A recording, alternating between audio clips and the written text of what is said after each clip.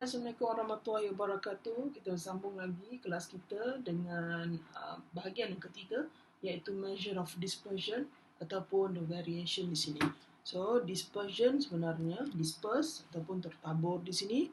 So, di sini kita katakan dia tertabur, dia merujuk kepada variation ataupun perbezaan di sini lah. Perbezaan satu data dengan satu data lain. So, seterusnya kita akan tengok apa itu yang kita katakan disperse ataupun tertabur di sini. So, okay. To measure of dispersion di sini is to describe how the data are scattered and spread from the central value. So, sebenarnya secara ringkasnya dispersion adalah mengukur mengenai macam mana data itu tertabur ataupun berbeza daripada normalnya. So, normalnya maksudnya central value adalah nilai purata. So, macam mana ianya tertabur daripada nilai purata sini. So, seterusnya, untuk dispersion ini juga dikenali sebagai nama-nama lain, iaitu variation ataupun variability.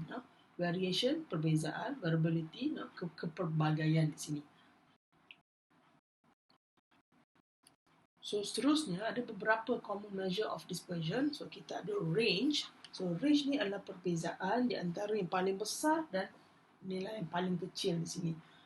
So, di sini kita boleh mengukur secara amnya ataupun kita boleh memahami secara amnya mengenai data tersebut di sini. So, dia adalah perbezaan di antara data terbesar dan also the data terkecil di sini.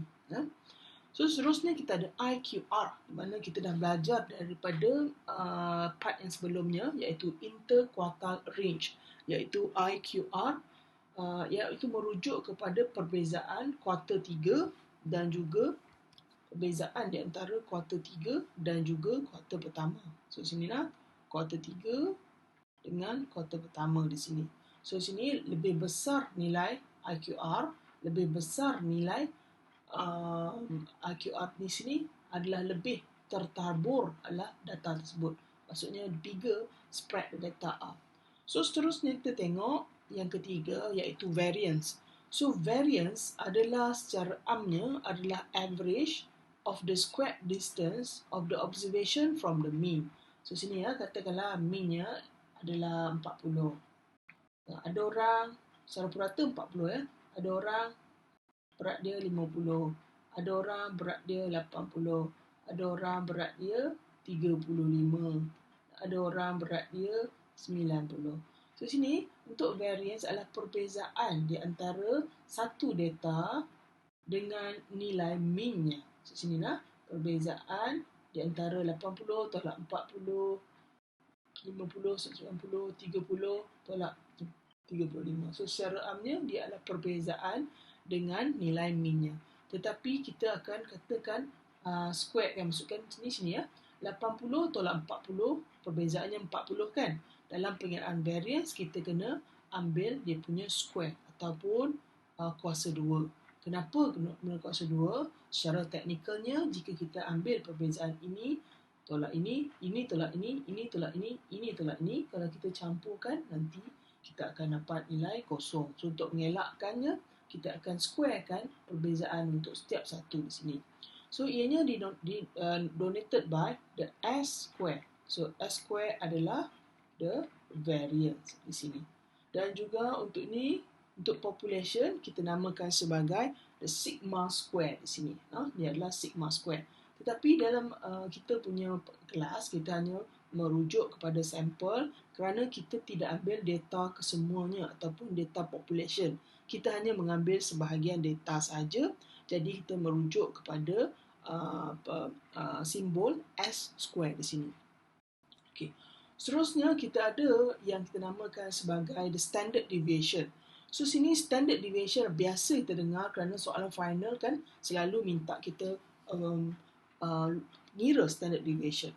So, sini standard deviation adalah square root of the variance. So, saya katakan tadi, variance adalah S square, betul? Jadi, kita tengok S adalah variance punca kuasa lah, betul? So, sini standard deviation adalah square root of the variance. Punca kuasa variance di sini. So sini it's donated by S for the sample and sigma for the population. Senang kalau nak bagi kita faham, S merujuk kepada standard deviation dan juga S square merujuk kepada variance.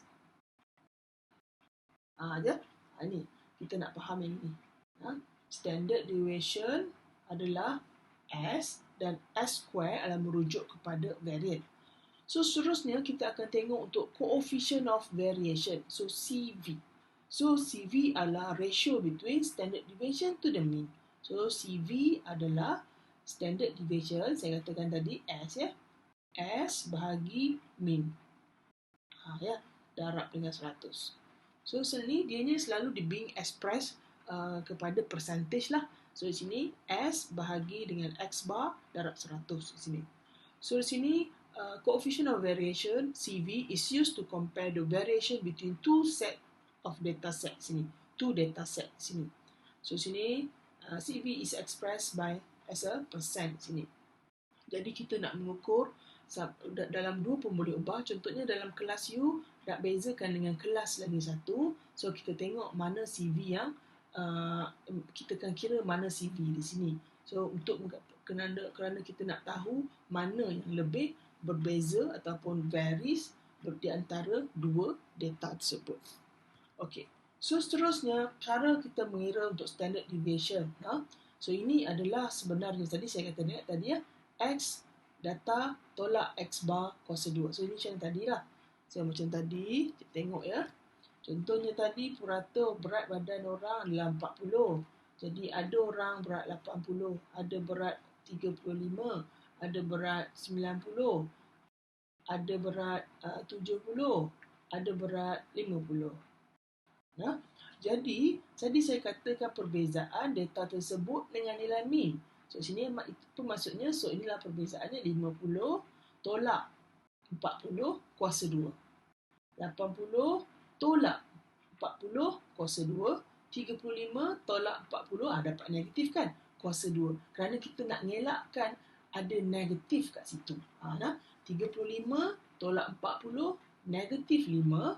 Jadi kita kuasakan 2 untuk mengelakkan dia jadi negatif. Jadi ini secara amnya ini adalah the technical part of it. Ini berbeza ni kuasa 2 campur ini kuasa 2 campur ini kuasa 2. So inilah technically. So sini technicalnya. Kemudian apabila kita kembangkan di sini, kita akan dapat ni.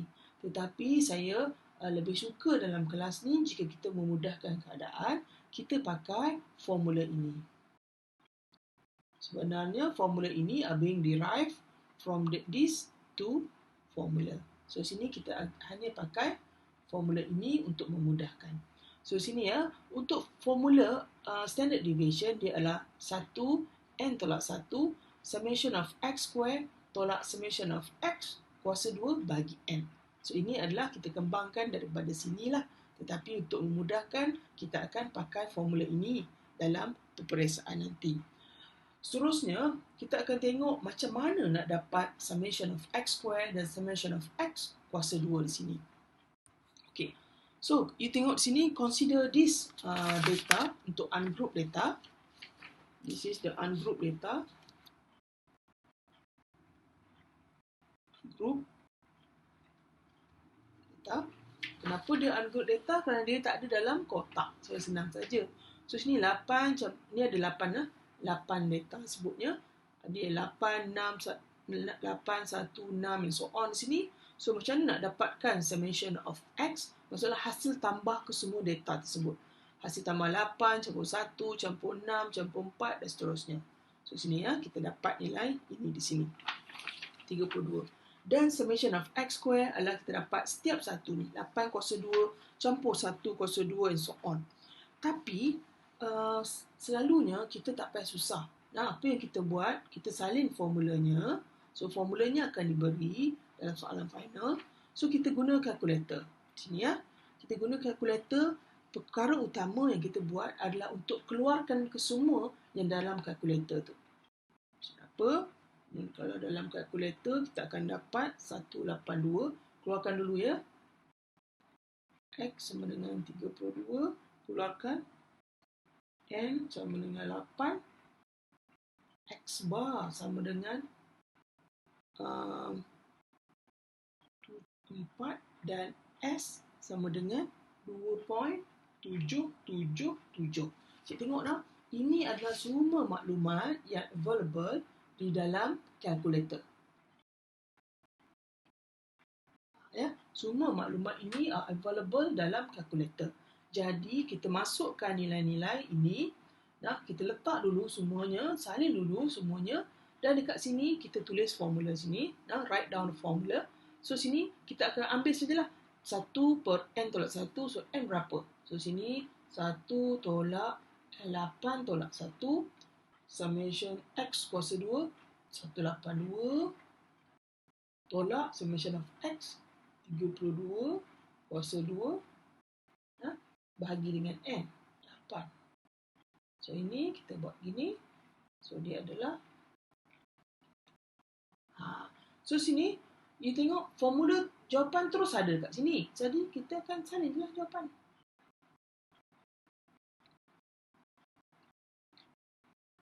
Begitu. Jadi kita tak payah kira, yang ini tak payah kira. Itu namanya sejenis kegigihan kalau kita kira di sini. Jadi ini tak payah kira, these two tak payah kira. Hanya tulis balik pada kalkulator dan masukkan ke dalam formula dan keluarkan balik dalam apa yang kita dapat daripada kalkulator. So inilah caranya. So seterusnya di sini statistic test for 8 randomly student di sini ada 85, 65, 48. So seterusnya dia nak suruh kita cari nilai mean. Kita buat contoh di sini lah. Cari nilai mean. Lepas tu cari standard deviation. Ingatlah, median, mode ni tak boleh dapat dari kalkulator. Yang daripada kalkulator adalah mean dan variance. Mean dengan variance boleh dapat daripada kalkulator. So sini kita masukkan dalam kita punya kalkulator dan keluarkan semua maklumat yang ada. So sini kita akan dapat x square adalah 39318,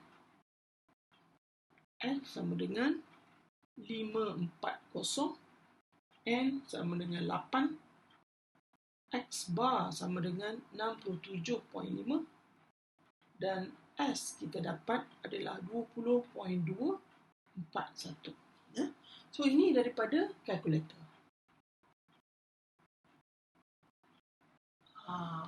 Kita dah dapat nilai daripada kalkulator. Jadi kita tahu nilai mean adalah X bar sama dengan X bahagi dengan N. X sama berapa? 540 bahagi N 8. So kita dapat 67.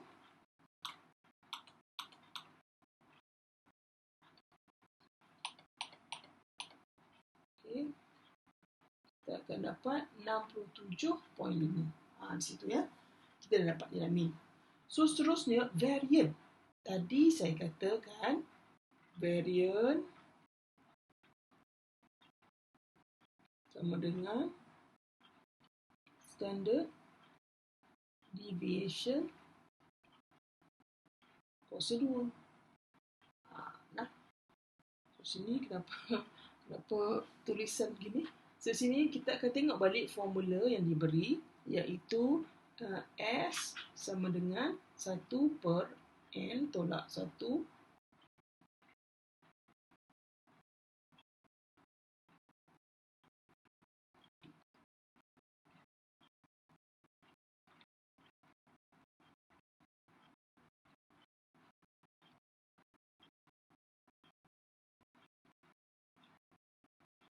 inilah formula dia. Kita salin dulu.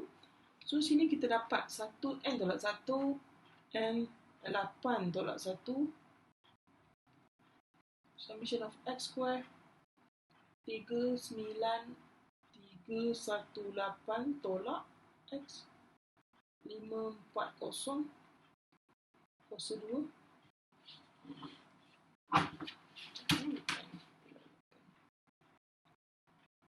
Bagi dengan 8.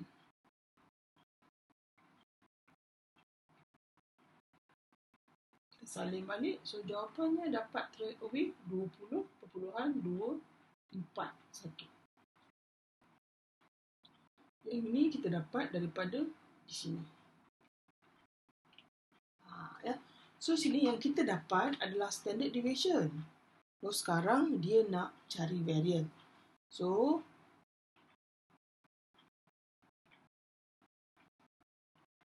variance sama dengan 20.241 kuasa 2. Nah, kita kuasakan 2 saja kat sini. So kita dapat 409.698. So sini itulah caranya untuk mendapatkan variance. Maksudnya daripada kalkulator tersebut kita kuasakan 2 saja.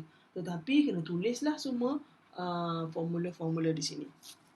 Okey, untuk grup data ianya sama saja. Kalau you ingat tadi ini adalah tadi n tolak 1. Nah, n tolak 1 di sini. N tolak 1 ini adalah bahagi n tadi. Nah, kalau kita tengok tadi ialah bahagi n di sini. Tapi dalam untuk data yang group ataupun data dalam bentuk table di sini kita akan menggunakan F di sini. F ni merujuk kepada frekuensi. Jadi kita tahu dia adalah daripada grup data di sini. So menggunakan konsep yang sama, tetapi dalam kalkulator kita tak ada nilai F di sini. Kalkulator kita merujuk pada summation of X, summation of X square saja. Dia tak ada F. Jadi kita kena tulis F juga kerana dia merujuk kepada grup data. Dalam kalkulator kita dia tak tahu yang data ini grup ke tak grup. Jadi oleh kerana kita tahu, so kita kena tulis formulanya dengan betul merujuk kepada data yang betul di sini. So yang pertama ya di sini. Kita tengok ini adalah maximum load dan adalah kabel F . So apa yang kita nak cari adalah yang pertama kita harus mencari nilai midpoint dahulu. Nilai midpoint. Dan masukkan nilai tersebut ke dalam kalkulator. Jadi 95 semikolon 2 M plus, 100 semikolon 5 M plus, 105 semikolon 12 M plus. Jadi kita tak perlu buat yang ini. Tak payah buat. Ini nak tunjuk macam mana nak dapat Fx, macam mana nak dapat Fx kuasa 2. Tetapi secara teknikalnya yang ini tak perlu dibuat kerana dia straightforward saja. Dia akan dapat dekat sini kalau kita masuk dalam kalkulator, kita akan dapat summation of Fx sama dengan 5430, summation of Fx kuasa 2 adalah ini 591,200. Kita dapat juga n iaitu summation of F di sini adalah n dia adalah 50 ya. Dan juga kita akan dapat nilai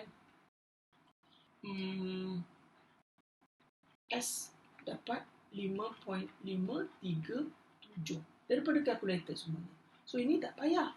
Jadi kita tulis formula, masukkan nilai yang kita dapat dari kalkulator dan keluarkan nilai standard deviation dari kalkulator. Jadi yang ini tak perlu ditunjuk di sini. Seterusnya, so inilah past year example. So sini apa yang kita buat yang dahulu adalah kita kena buat dia punya midpoint. Yang saya kata tadi, first adalah untuk kita mengira midpoint. Macam mana nak kira midpoint? Tak susah. 94 campur 90. 94 campur 90 bagi 2. So kita dapat midpoint sini 92. Untuk setiap satu ya, 99 campur 95 bagi 2. Cik, macam mana tadi kalau 90 hingga 94, 94 campur 98 macam mana? Tak ada, tak masalah. Sama ada dia gap ke, dia tak ada gap ke, tak masalah. Ini campur ni bagi 2. Macam ini dia ada gap kan? Tak masalah. 94 campur 90 bagi 2. 99 campur 95 bagi 2. Sama juga macam ni. Walaupun dia tak ada gap, 94 campur 90 bagi 2. 98 campur 94 bagi 2.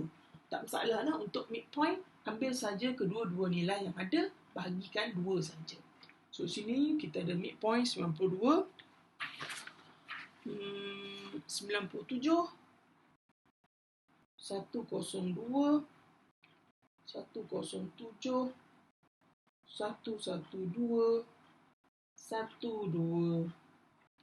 117, 122 dan 127.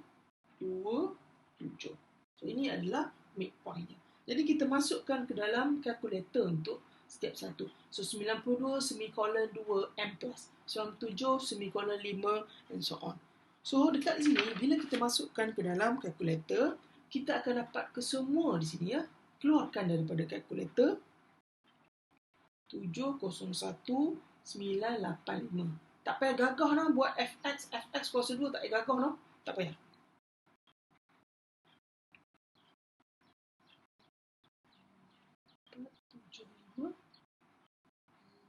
Yang dia adalah, ambil je daripada kalkulator 60.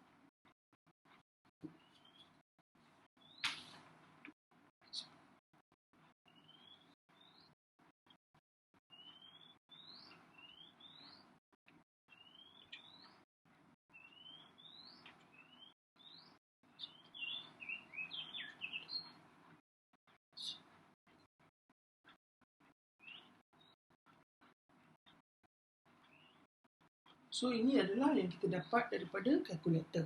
Jadi calculate the mean. So mean very straightforward. Fx bagi n. So tak masalah. Fx berapa? 6475 bagi n berapa? N 60. So kita dapat berapa? Ni dah dapat dah ni. 107.9167.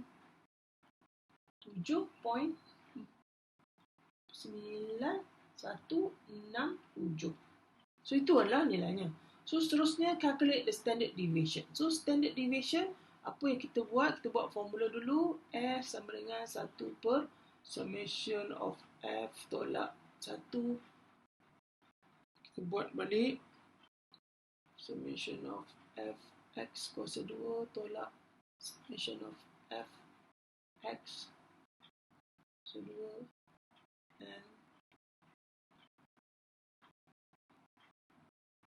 okey, kat sini kadang saya tulis N, kadang tulis F, summation of Fx lah. So tak masalah.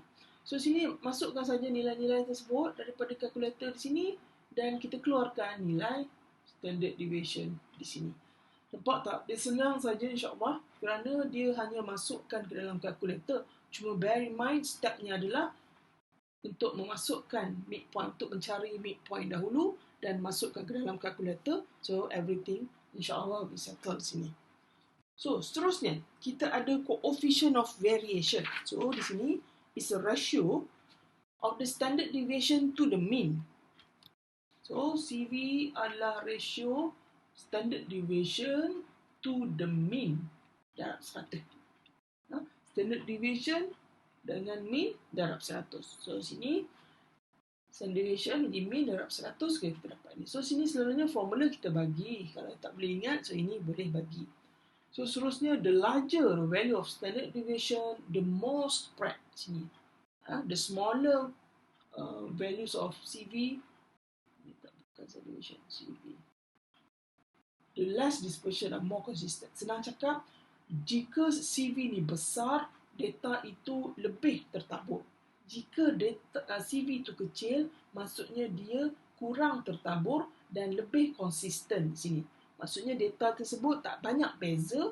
Jadi kalau orang tu CGPA dia 3.5, kawan dia 3.49, kawan dia 3.7. So maksudnya tak jauh beza. So dia punya perbezaan ataupun dispersion di sini adalah kurang dan lebih konsisten di sini. Tetapi jikalah CV tu besar, maksudnya data tersebut tu banyaklah beza di antara satu orang ke satu orang. Contohnya dalam kelas tu ada yang terlalu pandai, nilainya mungkin dapat 4, tapi ada yang agak lemah, dapat 2.8 macam tu. Ataupun tak salah 2.8, ambil 2.5 ataupun 2.2. So sini ada perbezaan di sini. So maksudnya lebih besar perbezaan tersebut, data itu lebih berbeza ataupun lebih tertabur di sini. Okey. So di sini dia nak tahu which one is more consistent. Kalau more consistent, maksudnya CV kecil. Mana yang lebih kecil? So, sini lah CV untuk A adalah 13.33%. Macam mana? 10 bagi 75 darab 100. So, CV untuk B, tengok macam mana saya nulisnya ya. CV untuk B pula adalah 21.43% dan CV untuk C adalah 11.67%. Dia kata mana yang lebih konsisten. Jadi maksudnya mana data yang kecil di sini, CV yang kecil. So, di sini adalah 11.67%. Jadi ini yang paling kecil berbanding 3 di sini. So, di sini it can be concluded that set C is less dispersed and more consistent kerana dia ada percentage yang terkecil.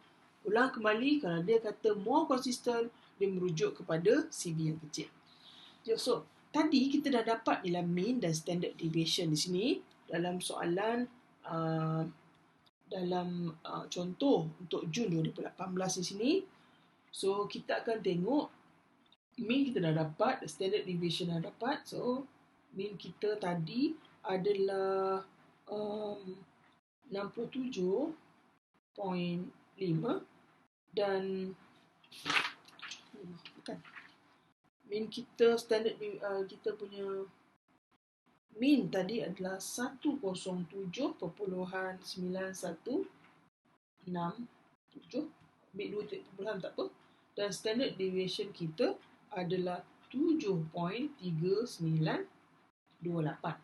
So, di sini dia nak suruh compare, ini adalah company A dan company B. Di mana company B mean dia 64.4 dan standard deviation dia 66.25 di sini. So, di sini mana yang lebih tertabur? Jadi, mana yang lebih tertabur? Maksudnya CV yang besar di sini. Nah, less dispersed maksudnya nak mencari CV kecil. Kalau more dispersed maksudnya dia nak mencari nilai CV yang besar. So, sini kita akan mula buat kira perbezaannya. CV untuk A, dia adalah standard deviation bagi mean. Standard deviation bagi mean darab 100. A tadi ya, kita akan dapat standard deviation 7.3928 bahagi 107.9167 darab 100. Again, kalau you ambil 2 titik perpuluhan pun tak apa ya, tak apa. So, sini A kita akan dapat roughly around 6.85. Roughly lah. So, seterusnya untuk B, dia suruh compare dengan B. So, CV untuk B pula sama juga S bagi X bar darab 100. Standard deviation dia adalah 6.25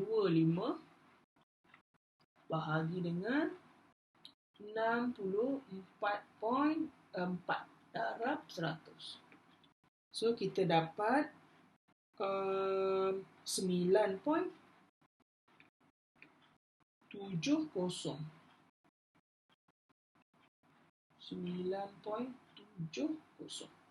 So, kat sini di antara 6.85 dan 9.70.